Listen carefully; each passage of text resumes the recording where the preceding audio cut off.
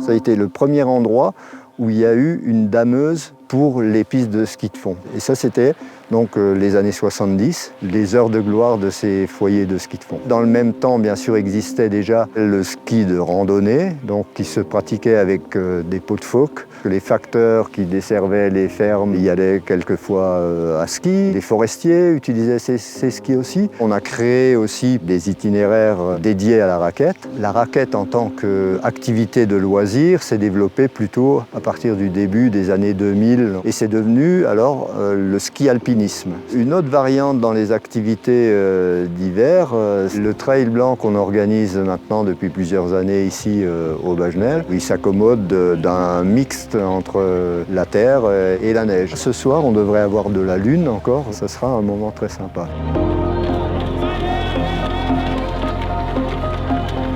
Les perturbations atlantiques, quand elles rentrent dans le pays, le front chaud, il arrive jusqu'à chez nous la plupart du temps. Et comme on n'a pas une altitude suffisante pour faire une barrière vraiment très efficace, on a ces fluctuations et c'est le propre de massifs comme le nôtre. On n'a pas de zone refuge à 2000 mètres. Il y a une tendance réelle à la baisse de l'enneigement dans ces altitudes-là. Il faut aujourd'hui s'adapter à ça. On est devenu opportuniste, on va dire, et on sent que les gens ont intégré cette notion-là aussi. Ici, on pratique forcément beaucoup de VTT. On a développé plusieurs sites de deltaplane et bien entendu la randonnée.